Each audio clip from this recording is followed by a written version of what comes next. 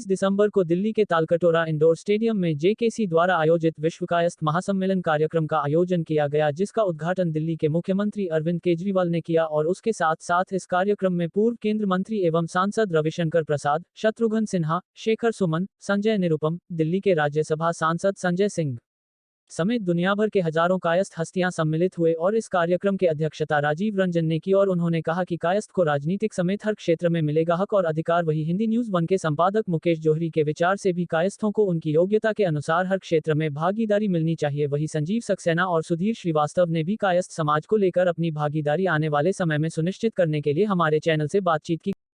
अभी हाल ही में 19 दिसंबर को ग्लोबल कायस्थ कॉन्फ्रेंस की एक बहुत बड़ा महासम्मेलन हुआ कायस्थों को लेके, और उसमें पूरे दुनिया भर के कायस्थ लोग आए और हमारे जो दिल्ली के चीफ मिनिस्टर थे केजरीवाल जी ने, उन्होंने उसका उद्घाटन किया। उसमें बहुत महान विभूतियाँ आई हैं, उसमें से कुछ दो विभूतियाँ हमारे साथ भी इसमें हैं, एक संजीव सक्सेना जी और हमारे श्रीवास्तव जी। हम इनसे जानना चाहेंगे उसमें सबने कायस्थों को लेके जो बातें कहीं, पर वो कहीं समाज उसको स्वीकार नहीं कर रहा, ना कोई पॉलिटिकल पार्टी स्वीकार कर रही है।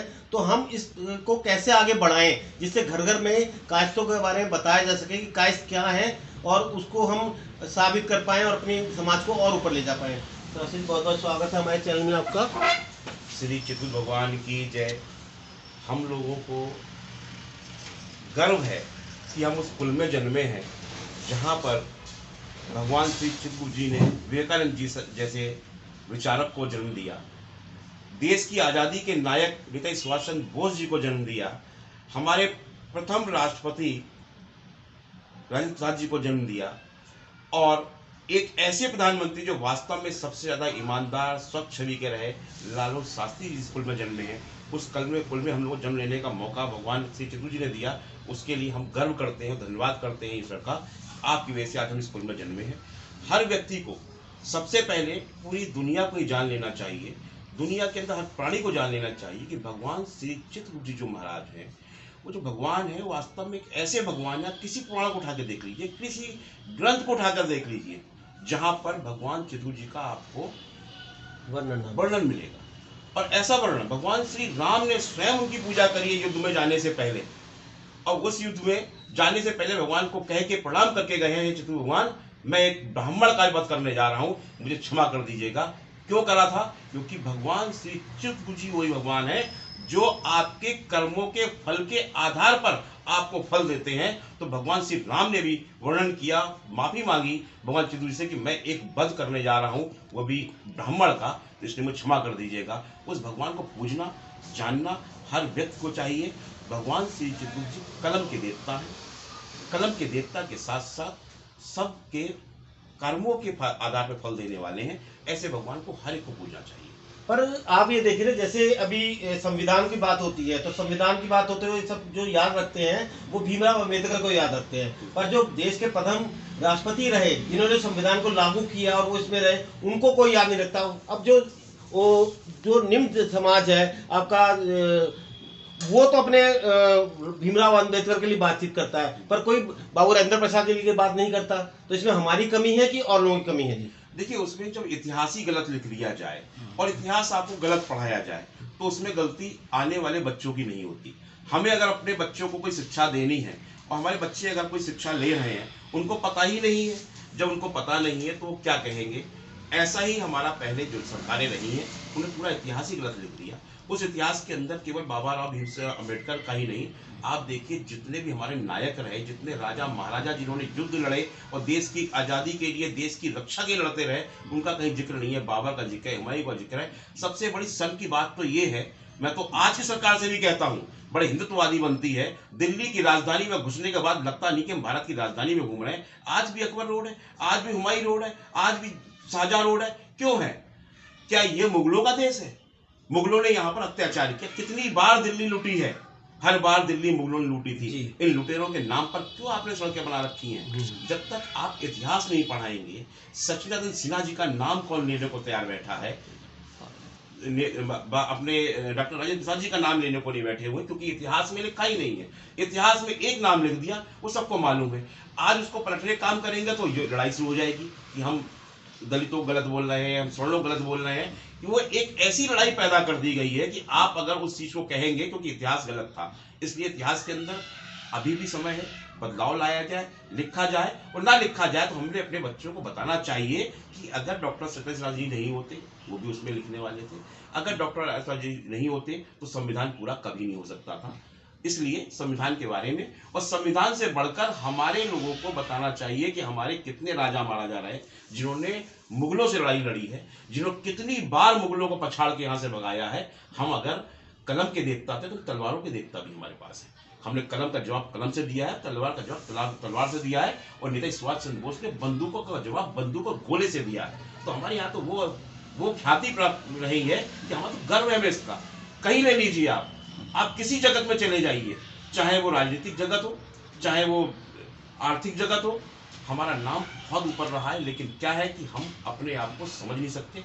जिस प्रकार से हनुमान जी को उनकी शक्ति के बारे में बताया गया था, हमें भी बताना पड़ेगा कि कायस्थों की शक्ति क्या है। अरे जागो कायस्थों, जागो, समझो तुम कौन हो। आज भी तुम्हारी कलम, तुम्हारी बुद्धि से लोग डरते हैं। अगर तुम एक बार उठ के खड़े हो गए तो तुम्हें कोई पछाड़ नहीं सकता। तो अपने पछाड़ को अगर बचाना है, अपनी ताकत को दिखाना है, तो खड़े होइए उठ के और ताकत कीजिए। जो कलम और तलवार हमारे पूर्वज ने उठाई थी, फिर उठाइए, फिर लड़िए। अब तलवार की जगह आपका एक वोट है, सही जगह दीजिए, सही जगह चुनिए, अपने समाज के लोगों को आगे लेके आइए। जिस दिन हमने राजनीति में अपने पटल पर दोबारा अपनी स्थापना कर दी तो आपके हमें हिलाने वाला कोई नहीं होगा। श्रीवास्तव जी, जैसे अभी शिक्षा जी ने कहा भी, और सम्मेलन में भी जो हमारे सांसद आए हुए थे संजय सिंह जी, उन्होंने बताया कि कायस्थों का बहुत उच्च रहा। उन्होंने सारे को एक एक पर्टिकुलर नाम ले लेके बताया। पर कुछ पार्टी, मैं उस पार्टी का नाम नहीं लेना चाहूँगा, आज के दिन भी वो, चाहे वो लेडीज़ को लेकर टिप्पणी हो, लड़कियों को लेकर टिप्पणी हो, जैसे अभी जो एक उम्र बढ़ाई गई है, तो उन लोगों को तो वो सीट दे सकते हैं, उन लोगों को टिकट दे सकते हैं। पर हमारे जो कायस्थ समाज है, एक सभ्य समाज है, पढ़ा लिखा है, उनको टिकट देने में अभी भी कहीं हिचक है। देखिए, बिल्कुल आप सही बोल रहे हैं। सबसे पहले तो मैं भाई संजीव जी का परिचय करा दूं। संजीव भाई ऐसे हैं, अभी कह रहे थे कि सिर्फ कलम चलाना नहीं जानते, तलवार भी चलाते हैं जी। दाऊद की नीलामी हो रही थी जी, तो हमारे मित्र हैं अजय जी, पत्रकार हैं लखनऊ में, तो उन्होंने उनके घर खरीदी और आप भाई ने वहाँ से उनकी गाड़ी खरीदी और ला के गाजियाबाद में आग लगा दिया और कह दिया कि दाऊद तुम्हें जो करना है, जो बिगाड़ना है बिगाड़। तो हम मजबूत हैं। अब रही बात कि देखिए कुछ गलतियां हुई। अब जैसे शास्त्री जी, सब लोग शास्त्री जानते हैं, लाल बहादुर शास्त्री।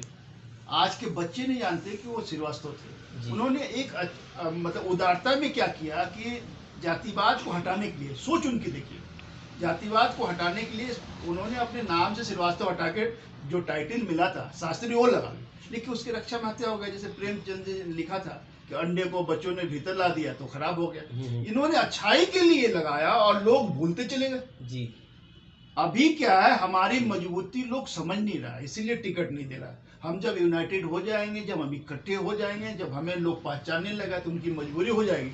अभी मैं बताऊं, आप पता नहीं बिहार के बारे में जानते कि नहीं, बिहार में केबी सहाय का मिनिस्ट्री था, 19 जिला थे, 19 जिला में ही कायस्थ डीएम था। क्वेश्चन भी उठा था वहाँ, एक समय वो भी था कि पढ़ने लिखने वाले कौन, तो कायस्थ। आज वो सब धीरे धीरे जा रहा है। आपको अपनी पहचान बनानी पड़ेगी। राजेंद्र बाबू को एक मूर्ति बना देगी कि बहुत सीधे थे। अरे सीधे बना दिए, उनसे काबिल कौन था भाई? आप उसको इतिहास में लिखो ना, जैसे भाई ने कहा वो सारा कुछ उन्होंने किया, आप श्रेय दे दिया किसी और को। तो आज जरूरत जो है जागने की। अभी जो ग्लोबल कायस्थ कॉन्फ्रेंस हुआ था, वर्ल्ड से लोग आए थे। एक देखिए पहल होता है, एक अच्छी पहल हुई कि घर घर हम लोगों ने वो चरण पादुका निकाला और आज गाजियाबाद में एक इतिहास बना और पहल करके अब अग्रज बनेगा कि घर घर हम चित्रगुप्त भगवान की पादुका ले गए, मैसेज दिया, इन्फॉर्मेशन दिया, प्रचार किया, लोगों को जागरूक बनाया और हमारा समाज जागरूक हो रहा है और लोगों को हमारे पास आना पड़ेगा। जागरूक तो हो रहा है। और जैसे अभी आपने बोला कि सिविल सर्विसेज जो कुछ हो, हमारी सब सर्विसेज तो लेना चाहते हैं पर हमारा हक नहीं देना चाहते। हक नहीं देना चाहते। अभी आप देखिए मोदी की भी कैबिनेट का एक्सपेंशन हुआ, योगी जी का भी हुआ, और मेरे ख्याल मुझे जहाँ तक है कि अभी तक कोई भी कायस्थ परिवार से एक भी मंत्री नहीं है, राज्य मंत्री नहीं है, चाहे वो स्टेट में हो चाहे वो आपका सेंटर में हो। तो क्या हमारी काबिलियत सिर्फ नौकरशाही तक रह गई है? नहीं, काबिलियत हमारी है, लोग पहचान भी रहा है। अब जरूरत है थोड़ा और पहचानने की, और उस कदम पे हमारे कायस्थ समाज बढ़ भी रहा है। बहुत जल्दी पहचान बन भी जाएगी, दिल्ली वो दूर नहीं है। और जब केजरीवाल जी हों चाहे संजय सिंह हों, जो उन्होंने बात कहा कि हमारा भारत निर्माण में बहुत योगदान है, ये सच्चाई है, छिपी नहीं है। ये किताब में हो, इतिहास में हो नहीं हो, दुनिया जानती है कायस्थों का इतिहास जो रहा है भारत निर्माण में रहा, चाहे आज़ादी में हो, चाहे खुदीराम बोस जी का ले लो, विवेकानंद जी का ले लो, किसी का, राजेंद्र बाबू का ले लो, किसी का, हमारे फादर स्वतंत्रता सेनानी थे, आज भी 99 ईयर ओल्ड है। लेकिन बात यह है कि हम बैकफुट पे रहते हैं अच्छाई में, कि हम ये बहुत उदार हैं और हम जो है दान करने वाले लोग हैं, अब बताने वाले लोग हैं, वो सब गया। अब हमारी जो पीढ़ी आ रही है अपनी हक छीन के लेगी और आपको देना पड़ेगा। संजीव जी, हम उम्मीद करते हैं कि आप जैसी विभूतियाँ जो बैठी हैं तो आने वाली पीढ़ियों के लिए आप संदेश देंगे और उनको एक मार्गदर्शन देंगे कि वो अपने हक के लिए लड़ें और अपना हक हासिल करें। देखिए, मैं संदेश दो लोगों को दूंगा, आने वाली पीढ़ी से पहले उस पीढ़ी को दूंगा जिसकी वजह से आप जो कह रहे थे हमें क्यों नहीं अधिकार मिल रहा है। कारण क्या है कि हमारी जो दिग्गज नेता बनाए हमने समाज के, वो अपने आप बन गए थे। उनका कहना समाज से नहीं अपने आप बने थे। वो सब पार्टियों में जाके अच्छी जगह पर बैठ गए और वो कभी हमारे अधिकार को मांगते नहीं, वो हमें इस्तेमाल करते हैं। तो पहला संदेश मुझे उन लोगों को है, जितने दिग्गज नेता जिस जिस पार्टी में बैठे हैं, अब आप लोग समझ लो, हम आपके कहने पे इशारे पे काम नहीं करेंगे। हम और हमारे आने वाली पीढ़ी अपने अधिकार को, अपने हक को लड़ना भी जानती है और छीनना भी जानती है। हम छीनने को तैयार हैं। हमारे अधिकार नहीं मिलेंगे तो हमारे अधिकार का हनन होगा, तो उसका जवाब हर उस पार्टी को दिया जाएगा जो पार्टी सोच के बैठी है कि इनके मेन मुखिया तुम्हारे कब्जे में है, हम इनसे वोट तो नहीं लेंगे। अब हम वोट दब के नहीं देंगे, डर के नहीं देंगे, विचार से देंगे, अच्छे कैंडिडेट को देंगे और हमें समाज के अधिकार जो देगा, जो समाज की अच्छी गिनती हमें देगा, उसके साथ जाएंगे। जहां कायस्थों की पहचान होगी वहां पे कायस्थ खड़ा होगा, जहां कायस्थों का नहीं पहचाना जाएगा वहां कायस्थ बिल्कुल नहीं खड़ा होगा। यही संदेश मेरा बच्चों को भी है, परिवार को भी है, सभी लोगों को है कि इस बार सिर्फ कायस्थ, किसी भी पार्टी में है, किसी भी दल में है, अगर कायस्थ है तो कायस्थ को वोट दीजिए। चलिए, बहुत बहुत शुभकामनाएं हमारी तरफ से। कायस्थ समाज ताकतवर समाज है, कायस्थ समाज के पास शक्ति है, हर तरह की शक्ति है। कायस्थ समाज को आज आमंत्रित करता हूँ, आप सब लोगों को, बहुत बड़े बड़े महानुभाव स्टेज पे बैठे हैं, सब लोगों को आमंत्रित करता हूँ। इसे देशव्यापी आंदोलन बनाना चाहिए, चाहे किसी की सरकार हो।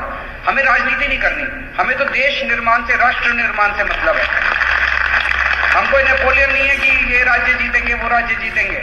जहां जनता मौका देगी वहां कर लेंगे, लेकिन इनसे भी करवाएंगे। जहां जहां इनकी सरकारें, इनको भी छोड़ना नहीं है, इनसे भी काम करवाना है। स्कूल भी अच्छे करने हैं, अस्पताल भी अच्छे करने हैं, देश को आगे बढ़ाने का काम करना है। एक दिन फिर बैठेंगे, फुर्सत से बैठेंगे। अभी मुझे आज्ञा दीजिए, मुझे माफ कर दीजिए। बहुत बहुत शुक्रिया। जय चित्रांश। मंच पर आसीन परम आदरणीय राजीव रंजन जी, आदरणीय चक्रपाणी जी महाराज जी,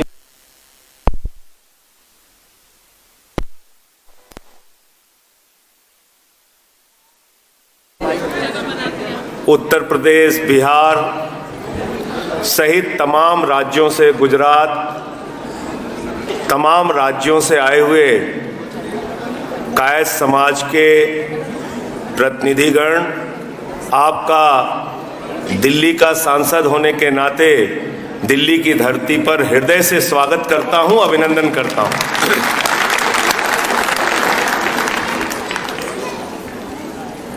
राजीव रंजन जी से और स्वामी जी से जब मुलाकात हुई और उन्होंने बताया कि ये विश्व कायस्थ सम्मेलन का आयोजन दिल्ली में करना चाहते हैं और दिल्ली के मुख्यमंत्री अरविंद केजरीवाल जी उसमें शामिल होंगे, तो एक अच्छा संदेश इससे जाएगा। तो हम लोगों ने केजरीवाल जी से अनुरोध किया कि आप निश्चित रूप से इस कार्यक्रम में आएं, और आज अपनी तमाम व्यस्तताओं के बाद वो इस कार्यक्रम में आए और उन्होंने अपना संदेश आपके बीच में दिया और बिल्कुल सही बात कही। इस राष्ट्र के निर्माण में कायस्थ समाज की कितनी बड़ी भूमिका रही है, अगर इसकी चर्चा हम लोग करें तो शायद राजनीतिक दलों को यह समझने में आसानी होगी कि सिर्फ संख्या बल के आधार पर राजनीतिक प्रतिनिधित्व नहीं तय होता, योग्यता और गुणवत्ता के आधार पर भी राजनीतिक प्रतिनिधित्व तय किया जाना चाहिए। अब हम अगर आजादी के आंदोलन की बात करें तो नेताजी सुभाष चंद्र बोस का नाम लेते ही सबका सिर आदर से झुक जाता है। अगर हम आजादी के आंदोलन की बात करें तो लोकनायक जयप्रकाश नारायण जी का नाम लेने से सीना गर्व से चौड़ा हो जाता है। अगर हम आध्यात्म के क्षेत्र में पूरे दुनिया में संदेश देने की बात करें तो स्वामी विवेकानंद जी का नाम लेने से गर्व से हमारा सर ऊंचा हो जाता है। अगर हम हिंदुस्तान की आजादी के आंदोलन में अपने प्राणों की आहुति देने वाले